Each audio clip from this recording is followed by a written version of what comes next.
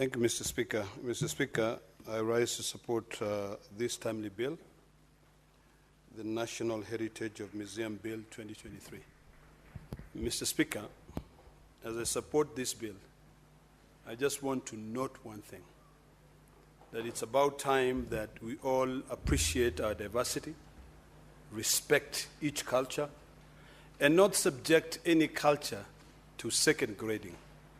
One of the most offensive things in this bill, Mr. Speaker, is that the committee decided that counties will only grade the artifacts that they find in that county as grade 2. Yet the National Museum, or rather the umbrella body with the Director General, will be given the opportunity to grade 1, 2, 3, and 4. I'd like to persuade the Committee of Labor, I believe led by my good friend, Senator Murgor, to do away with the grading aspect of it completely. If you read Section 4, the National Museum of Kenya shall, in consultation with the Cabinet Secretary and the County Executive Committee, member in each county, prescribe a system of grading of places and objects which form part of the national heritage and shall distinguish between grade 1, 2, and 3. I want to persuade the distinguished senator to do away with that aspect. Because how? Who gives you the audacity to be able to come and say that what I consider to be valuable in the Maasai community is now going to be subjected into a second class by a cabinet secretary and an executive committee member of a county government who does not even understand that heritage? Mr. Speaker, I would like to persuade directly the good distinguished senator to do away with that.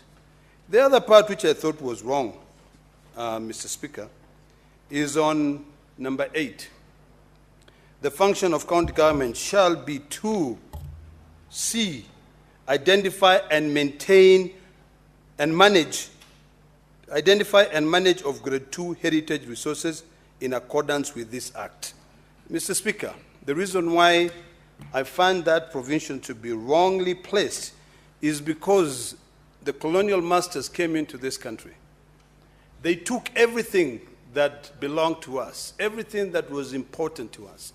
If you go to London, in the museums in London today, Mr. Speaker, you will find Maasai artifacts which are there, which have serious cultural significance to us. But they were all taken to London, where everyone goes in there, they get tickets, and they actually get money.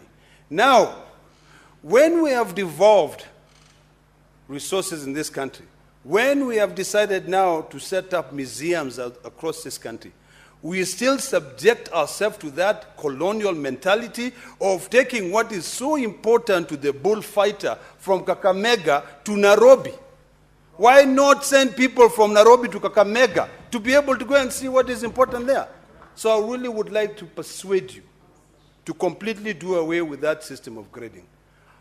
Who gives the cabinet secretary the knowledge of my culture? Does not understand. Who gives the CC committee member, who is a political appointee, the ability to be able to distinguish what is good and what is wrong? Mr. Speaker, my community, the Maasai community, traded with traders from the Czech Republic who brought in beads. The beads that we wear were traded between the Maasais and traders from the Czech Republic, from the European community. Until today, the algorithm, 99% of all the beads which are sold in this country come from Czech Republic. And when you try to get them from a different country, there are challenges because there was a particular channel which they passed through. So we adapted them, but we have others which are very significant to us. The Pokot have their heritage. The Njems, or Chamus community, who are our sister tribe, have what they value. Mr. Speaker, if you go to the Ataker community, which is a community that I belong to, the Ataker are the Maasais, the Samburu, the Karamajong, the Pokot, the Ethiopians, people from Ethiopia, from South Sudan. We have our heritage, which we have preserved for years. It is upon us. And the only thing that I support with this is that county governments must now set up a particular percentage of their budget to be able to set up museums that will attract people into those counties, Mr. Speaker. Mr. Speaker, the challenge we have at the moment is that because of this cosmopolitan nature, some of us are afraid that our own counties will be strangers, will be people who will be put in museums. Mr. Speaker, I went to a place in Austria, in a place called Salzburg. And when I got to Salzburg, they have a beautiful museum. And in that museum, they have a short African man like this, who they say this was a human whom we brought from South Africa many years ago. I don't want the Maasai to be put there and they say, you see that lanky fellow? That fellow is from the Maasai community who used to be predominant in this county. And this is why, Mr. Speaker, the other day I was saying, we now need to be creative in this house. We need to be able to ask ourselves, what are we going to do to solve this conflict in borders? You'll find the Maasais, the Kisis, and the Luos are fighting their borders because of land issues. That's why I said, let us change the law on land so that where we know this is where the Maasai reach, the Maasais who live in that place are told, for the sake of preserving your heritage, for the sake of preserving your culture, this land can never be sold. If you want, you can lease this land out, but don't sell it. Because the moment you now sell that land, the change of use are coming in place. So it is imperative that all of us become cognizant of the things that we're introducing. This heritage, some of our cultures, despite the, sort of like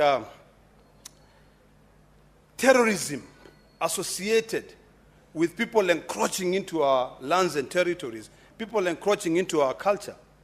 Because I normally stand here and I say that we've been terrorized, stigmatized for many years.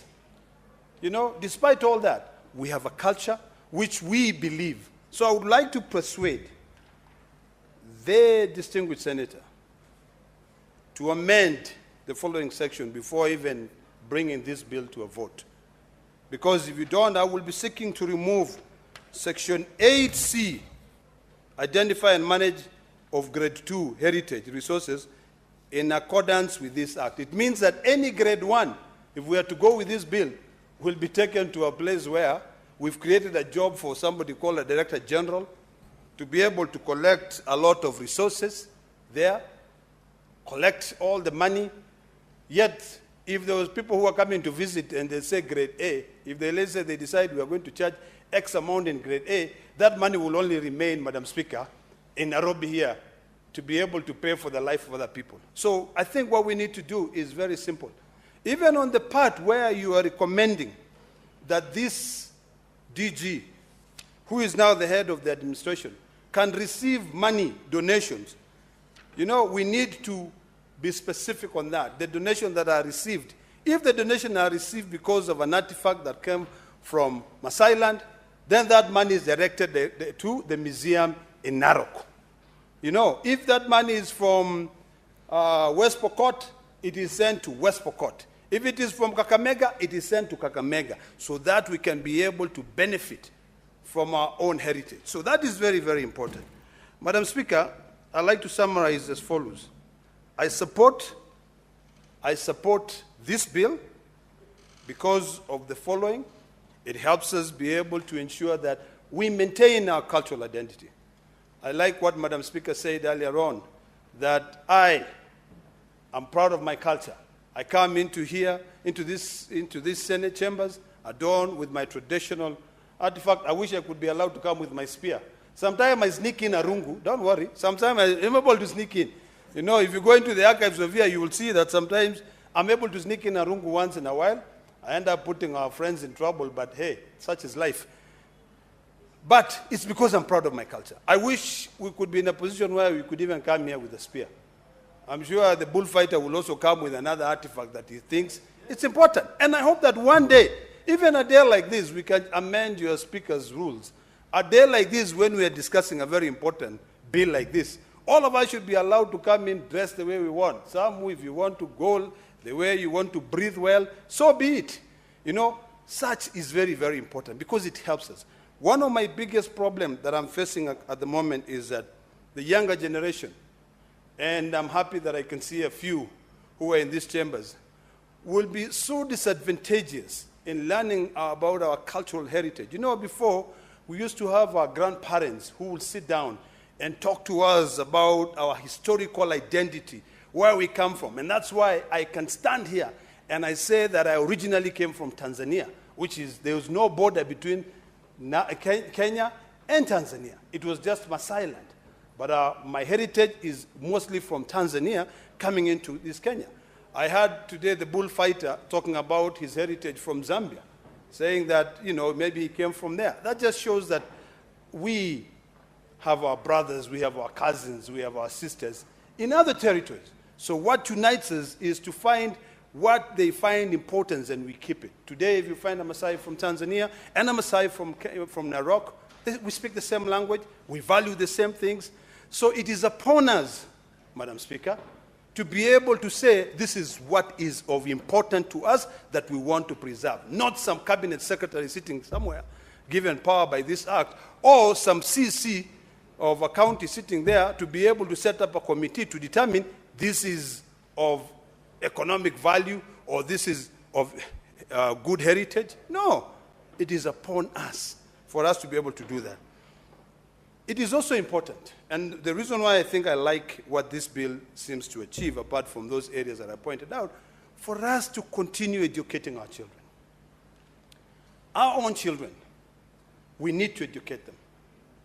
My grandfather taught me about my culture. That's why I'm very proud of my culture. Today, if, let's say, because of our busy schedules, we don't find time to educate our children, to tell them this is about the Wanga Magere, or this is about Mumbi, you know, this is about Olonana, I think we can be able to either push it, and I was hoping that you would go to that direction, that this should be a subject that can be taught in early primary, so that when the kids are growing up, they can be able to understand. TikTok has messed us up. I mean, you know, let's call a spade a spade. TikTok has messed us up. You know, the internet has messed us up. People now, you'll see young kids insulting their elders. You know, that is uncouth. It was something which was unheard of. You'll see a young boy going there and saying, the bullfighter, F you, do this, whatever. Why? They don't understand the values that we have.